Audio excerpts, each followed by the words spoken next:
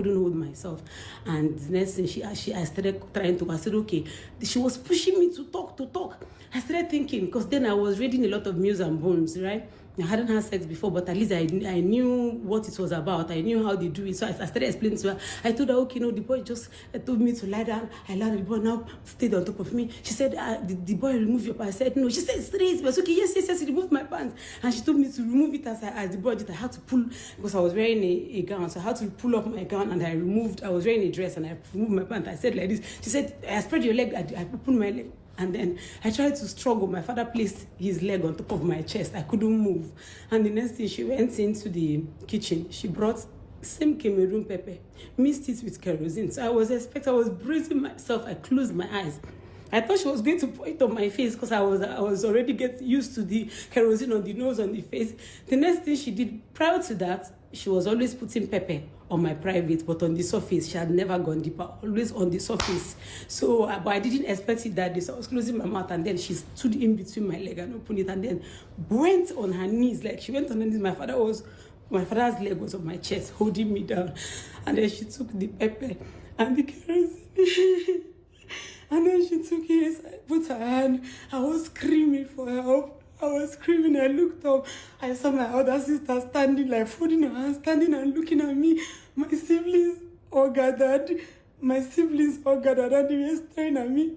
My mom then and she was put. I started feeling pain. And then she went stiff and she broke my hymen. And she put her hands, like she's inserted her hands so deep into my vagina. And then the pain made me numb. All the pain, all the blood, all the things on my face, I wasn't feeling those ones. I started feeling. It was so painful that I only heard my younger brother, my immediate younger brother. I still remember his voice when he said, meaning you people wanna live this girl, it's too much, you people wanna live her. And then my mother like showed him to get out of here, because he was small, you know. He's my immediate younger brother. And they were all watching. She kept putting the hands. She kept like she wanted the pain, the kerosene and the Cameroon pepper to enter. I don't know if she wanted to put it inside my womb, but she kept putting. She knew. When she put her hands, she knew that I was still a virgin. She knew that what she was accusing me of, I didn't do it. She could have stopped at that moment, but she did not. She continued going. I felt the fingers, I felt everything. And when they finished, they left me there. And I remember just laying down there telling myself, God, I hate this woman. God, come and take my life. I called her. She went and washed her hand. And she passed and called me Ozu Nawambo, which means dead body and the carrier of dead body. And then I looked at her. I told her, I just feel like unaliving myself. And she looked at me and said, go ahead, unalive yourself. I brought you into this world. If you buy, I will bury you. In Igbo, she said, these were her words. Jem wanu now. After all, I'm we see. I gave birth to 6 of you. So if you go, I will not feel you. And I lay down there and I said, you knew that I did not sleep with anybody. I didn't sleep with anybody. She took it. I have 2 other sisters. She didn't. Okay, yes, I was stubborn. In fact, I was the most stubborn child on earth. No problem. I accept it for years. I lived with this guilt. I was so guilty. I was so ashamed of myself. I told myself that it was my fault. I blamed myself. And after that, the funny thing is that they said they were training me. I became the wildest. I became a wild cat. I started running out of the house. Sometimes I would run away from home. And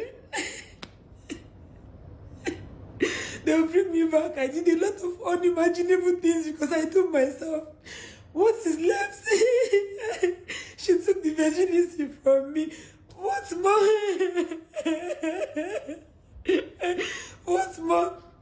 I have tried to talk to her about this so many times. I have tried to call her. I have tried to talk to her. She doesn't want to talk about it. Each time I bring it up, she'll say, "Oh, Zukanna Azogo, that she trained me, that that she made me who I am." I said, "She didn't make me who I am. You messed me up. You messed me up.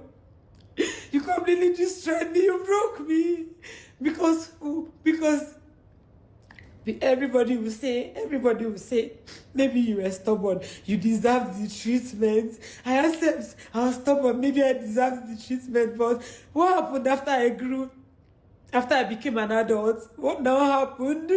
What now happened? Let me tell you. I grew up, I became an adult, right? One would think that, okay, she doesn't have control over me anymore. I'd gotten to the age where I'll do what I want, say what I want, go wherever I want, you know? Okay, now, why do you still hate me so much, even now that I am an adult? Why do you hate me so much? I ask her all the time. I don't have closure. I don't know how to heal.